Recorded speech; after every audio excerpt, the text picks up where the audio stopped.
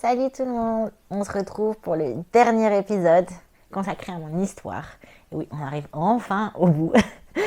Donc c'est l'épisode 7 où je vais raconter un peu comment est-ce que je me suis sortie de la boulimie ou comment est-ce que je continue à rester en dehors de la boulimie. L'image que j'ai, l'expression que j'ai, c'est une épée de Damoclès au-dessus de ma tête, il faut toujours être vigilant. C'est comme l'anorexie, c'est comme la boulimie. Les deux pour moi font partie intégrante de mon histoire, font partie intégrante de ma vie. Et à l'heure actuelle, je sais faire la différence, je sais analyser mes émotions et du coup, j'arrive à gérer. Mais avant d'arriver à gérer, il a fallu passer par plusieurs étapes. Donc, vous savez comment est-ce que je me suis sortie de l'anorexie.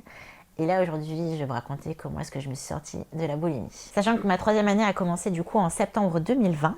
Je me suis mise en couple avec Seb en octobre 2020. J'ai fait la route entre la Normandie et du coup la région parisienne pendant 9 mois.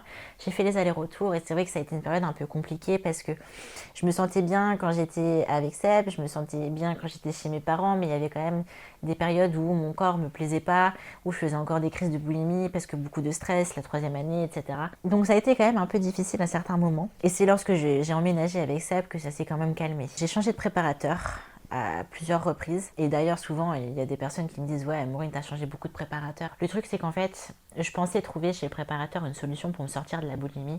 Mais si le déclic de ne plus faire de crise de boulimie venait pas de moi, ça n'allait pas fonctionner. J'ai pris des préparateurs, j'en ai pris, si je dis pas de bêtises, j'en ai pris 2. Et malheureusement, j'étais pas du tout dans un bon mood. Je continuais à faire des crises de boulimie. Du coup, j'ai préféré arrêter avec ces personnes parce que j'étais pas du tout dans la démarche de me préparer, j'étais pas sérieuse dans la diète parce que chaque fois ça partait en cacahuète, je faisais des crises. J'ai tenté un premier préparateur, je lui ai dit que j'arrêtais parce que je faisais des crises de boulimie et que finalement il travaillait pour rien et ça servait à rien. J'ai réessayé avec un autre préparateur, même chose. Je leur en veux pas et c'est pas un manque de compétences de leur part, c'est juste que je sais que ça allait m'aider, mais c'était pas du tout le bon moment. J'ai emménagé avec Seb, j'ai pris un autre préparateur et j'ai retrouvé le goût pour le body. Le fait d'être avec Seb qui était déjà dans le body, qui gardait le rythme de vie, et je me suis retrouvée. J'ai réussi à retoucher un petit peu le monde du body. J'ai réussi à retrouver un certain équilibre, même si ça n'a pas été tous les jours tout rose, tout beau. Ça a été quand même parfois compliqué. J'ai commencé mon travail ici en région parisienne. Du coup, j'ai réussi à retrouver quand même une certaine organisation. J'ai réorganisé, on va dire. Donc, dans cette organisation, j'ai réorganisé un petit peu ma vie. J'allais à la salle régulièrement. J'avais repris goût à repréparer ma diète, à suivre ma diète. Et je me suis dit qu'il fallait que je retrouve ce qui me faisait vibrer, qu'il fallait que je retrouve le body parce que cette organisation et ce moment où le processus nous fait vibrer, c'est ça que je veux, c'est ça que je veux, c'est ça qui m'aide. Donc j'ai retrouvé un rythme avec mon travail, avec Seb à mes côtés, et puis les habitudes en couple, les habitudes de body en couple sont revenues. Et j'ai retrouvé l'envie de me repréparer, mais cette fois-ci pour une compétition wellness, parce que bikini pour moi ça me faisait peur, le fait de devoir me restreindre, parce que mine de rien j'avais quand même continué à m'entraîner, j'ai poussé lourd. Et j'avais quand même pris un peu plus de masse musculaire et je me suis dit pourquoi pas me lancer un défi un peu plus important. J'ai dit bon allez on y va, wellness. Et le body m'a rappelé que ça me faisait du bien, dans quelle organisation je me plaisais et ce qui me faisait vibrer, c'est-à-dire quels étaient mes objectifs finalement au quotidien.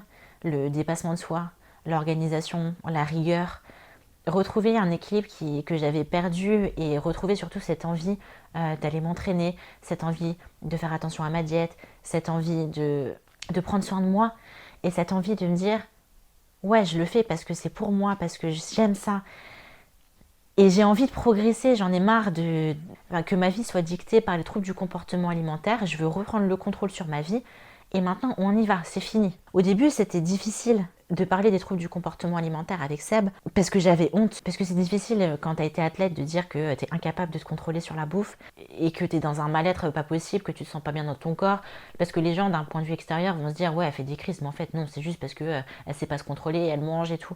Non, c'est plus fort que ça. Je me rappelle d'une fois où Seb il m'a dit mais pourquoi tu t'infliges ça? Je comprends pas, t'as tout pour être heureuse. Pourquoi est-ce que t'es malheureuse et pourquoi est-ce que tu fais ces crises de boulimie? Et j'ai pas su répondre. J'ai pas su lui dire ah bah oui c'est pour ça, ça, ça et ça. Non, j'étais incapable, je suis restée muette et c'est vrai que sur le coup je me suis dit mais je comprends pas parce qu'en fait les crises elles arrivaient quand j'étais toute seule. Je cachais les emballages, les aliments ingérés, c'était tout et n'importe quoi, je les mangeais très vite, je me goinfrais. J'allais même faire des courses exprès, je cachais les tickets de caisse. Enfin, tous les stratagèmes étaient bons pour pouvoir dissimuler mes crises. Et c'est vrai que ce sentiment de honte, de se dire je suis incapable de tenir alors que j'ai tout pour être heureuse, que je suis amoureuse, que je suis très heureuse avec lui. Et je le sentais, il était aussi blessé que moi de voir que j'étais malheureuse. Et surtout, il pouvait rien faire. C'est-à-dire que il avait beau essayer de me tendre des mains pour qu'on échange, pour qu'on discute. Moi, j'arrivais pas du tout à en parler. Donc, il faisait face à un mur. Je me suis totalement renfermée sur moi-même. Et c'est vrai que c'est difficile. C'est difficile quand on partage la vie de quelqu'un qui souffre de troubles du comportement alimentaire parce que la personne, elle peut rien faire. Finalement, c'est en m'ouvrant petit à petit à lui, en réfléchissant sur pourquoi est-ce que mes crises arrivaient, quelles émotions me déclenchaient, crise de boulimie, qu'est-ce qui faisait que je me sentais mal, en analysant aussi ma faim, mes envies, mes inquiétudes, le mood du moment où la crise arrivait. J'ai réussi à comprendre que chaque crise était déclenchée par une émotion forte, un stress important ou une inquiétude qui était difficile à gérer. Et finalement, une fois que j'avais compris ça, on a réussi à échanger sur le sujet. Dès que je sentais que ça commençait à être compliqué, je lui disais, on en discutait ensemble, et si j'avais une envie forte, je savais que j'allais craquer sur du chocolat ou quoi que ce soit. On faisait en sorte justement de casser cette frustration, de me dire non, j'ai pas le droit, manger un carré de chocolat en sa présence ou échanger sur le sujet, essayer d'un petit peu de dédramatiser la situation. Et c'est vrai que ça m'a beaucoup aidé de l'avoir à mes côtés, et surtout, lui, ça l'a aidé aussi à comprendre pourquoi est-ce que ça arrivait. Et du coup, lui, d'un autre côté, de ne pas se sentir coupable, de dire est-ce que c'est quelque chose que j'ai mal fait et c'est pour ça qu'elle fait des crises.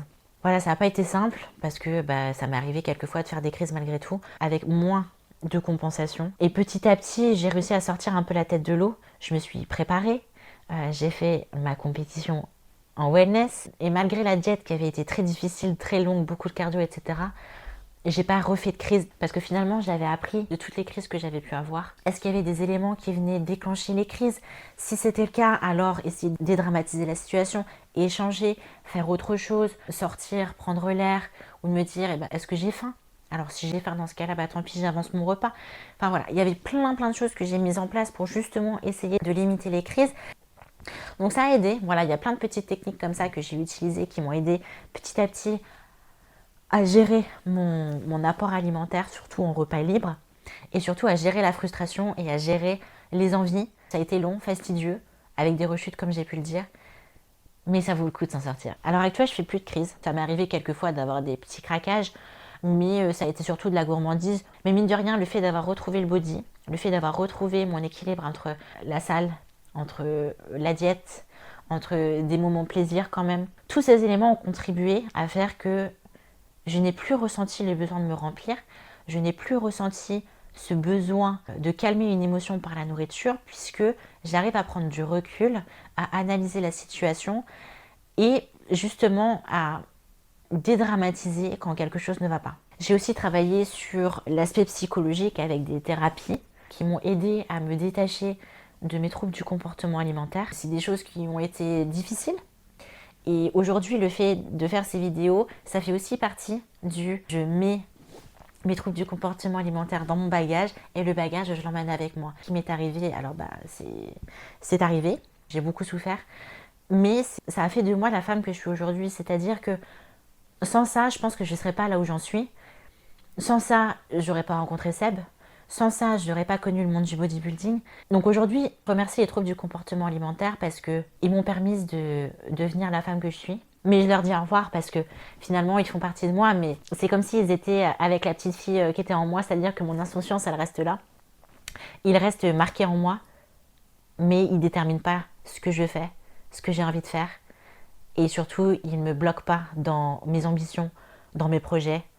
Bien au contraire. Je voulais finir cette vidéo sur le bodybuilding et les troubles du comportement alimentaire. Pour moi, ça a été ma bouffée d'oxygène. Ça m'a déchargée d'une certaine pression que je me mettais seule. Et le fait d'avoir quelqu'un qui gère ma diète, d'avoir quelqu'un qui s'occupe de gérer tout ce qui est apport alimentaire, ça m'enlève un stress. Et surtout, ça m'évite de retomber dans mes mauvais vices. Dans le sens où si c'était moi qui devais gérer ma diète toute seule, je pense clairement que je ne mangerais pas assez.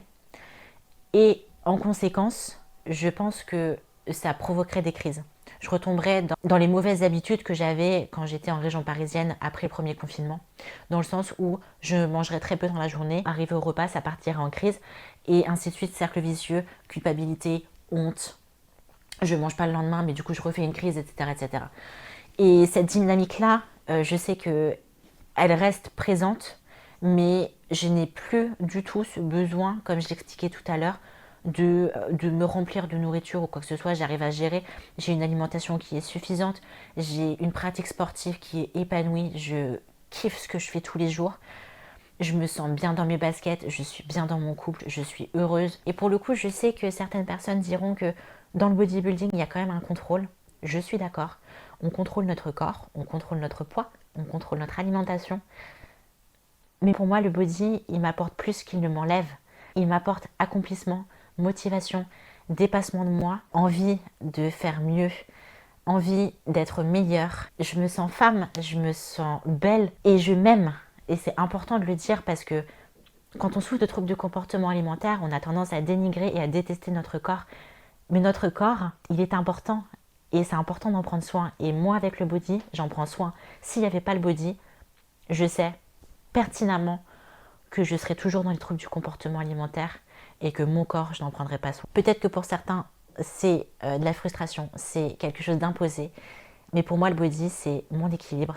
Et c'est ce qui fait que je me sens bien tous les jours. Et aujourd'hui, je souhaite aider des personnes qui rencontrent les difficultés que j'ai pu rencontrer. Si je peux leur apporter, ne serait-ce juste que quelques conseils, ou si je peux les aider à tracer leur chemin vers la guérison, alors c'est avec grand plaisir. J'ai envie de les aider à trouver leur équilibre, leur façon à eux de guérir, et les accompagner vers une vie, pas semblable à la mienne, mais une vie apaisée, où la relation avec la nourriture est saine, où ces personnes peuvent sortir sans culpabiliser, peuvent manger à l'extérieur, peuvent profiter de la vie et peuvent surtout réaliser leurs projets et se sentir bien dans leur peau, d'être heureux comme moi je le suis maintenant.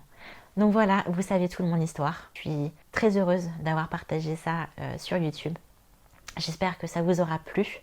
N'hésitez pas à laisser des commentaires, à liker, à partager l'ensemble des vidéos que j'ai pu partager. Et je vous dis à bientôt. Ciao!